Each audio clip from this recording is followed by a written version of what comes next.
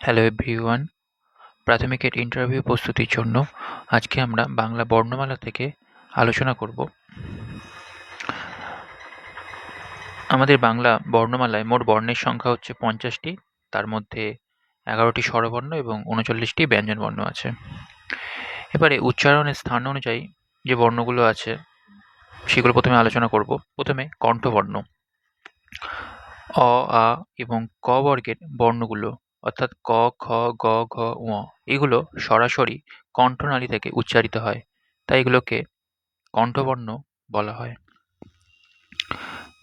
পরেরটা তালব্য বর্ণ।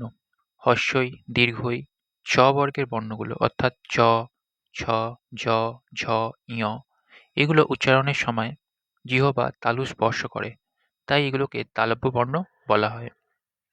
মূর্ধন্য বর্ণ। ঋ এবং ট বর্গের বর্ণগুলো অর্থাৎ ট, ঠ, ড, ঢ, মূর্ধন্য এগুলো উচ্চারণের সময় জিহ্বার অগ্রভাগ উল্টে গিয়ে মাড়ির ওপরের অংশ বা মূর্ধাতে স্পর্শ করে, তাই এগুলোকে মূর্ধন্য বর্ণ বলা হয়। এবারে দন্তবর্ণ।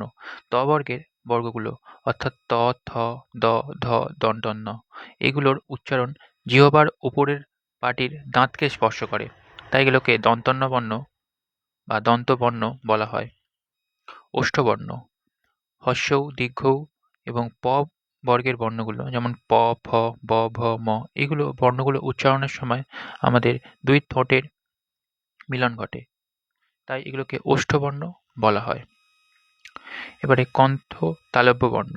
এ এবং ঐ এগুলোকে কণ্ঠ তালব্য বর্ণ বলা হয়। এগুলো কণ্ঠ ও তালু উভয় স্থানে সাহায্যে উচ্চারিত হয়। এবারে কণ্ঠস্থ বর্ণ। ও আর ঔ এগুলো উচ্চারণে কণ্ঠ ও ঠোঁট উভয় স্পর্শ করে, তাই একে কণ্ঠস্থ বর্ণ বলা হয়। এবার আমরা দেখব মাত্রার বিন্যাস অর্থাৎ পূর্ণমাত্রা, অর্ধমাত্রা এবং মাত্রাহীন বর্ণগুলো। বাংলা বর্ণমালায় মাত্রার ব্যবহার অনুযায়ী বর্ণগুলোকে 3 ভাগে ভাগ করা যায়। প্রথমটা হচ্ছে পূর্ণমাত্রার বর্ণ। আমরা জানি পূর্ণমাত্রার বর্ণ হচ্ছে 32টি, যেখানে স্বরবর্ণে 6টি এবং ব্যঞ্জনবর্ণে 26টি বর্ণ আছে। অর্ধমাত্রার বর্ণ 8টি, স্বরবর্ণে 1টি সেখানে ঋ, আর ব্যঞ্জনবর্ণে 7টি খ, গ, মূর্ধন্য, থ, ধ, প এবং তালব্য। আর মাত্রাহীন বর্ণ 10টি, স্বরবর্ণে 4টি এবং ব্যঞ্জনবর্ণে 6টি। স্বরবর্ণে যে 4টি আছে এ, ঐ, ও, ঔ, আর ব্যঞ্জনবর্ণে 6টি ঙ, ঞ, খন্দত্ব, অনুস্বার, বিসর্গ আর চন্দ্রবিন্দু। জিহ্বার অবস্থান অনুযায়ী স্বরবর্ণ। উচ্চারণের সময় জিহ্বা কতটা এগোয় বা পিছোয় তার উপর ভিত্তি করে স্বরবর্ণগুলোকে ভাগ করা যায়। প্রথমে সম্মুখ স্বরধ্বনি। উচ্চারণের সময় জিহ্বা সামনের দিকে এগিয়ে আসে এবং দাঁতের কাছাকাছি থাকে, যেমন হস্যই, এ, অ্যা মৌলিক স্বরধ্বনি হলেও এটি বর্ণমালায় আলাদা বর্ণ হিসেবে নেই। আর পশ্চাৎ স্বরধ্বনি।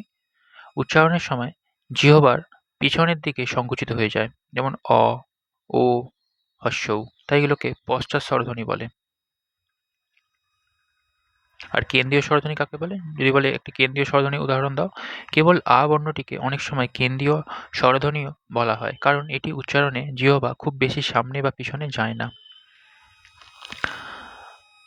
আর আমরা দেখব ব্যঞ্জনবর্ণের বিশেষ বিভাগ, অল্পপ্রাণ আর মহাপ্রাণ। বর্গের প্রথম ও তৃতীয় বর্ণ যেমন ক আর গ হলো অল্পপ্রাণ, এখানে বাতাসের চাপ কম হয়।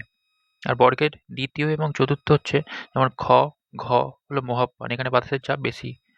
আর পঞ্চম বর্গগুলোকে বলা হচ্ছে নাসিক্য বর্ণ, যেমন উয়া, ইয়, মূর্ধন্য, দন্তন্য, ম।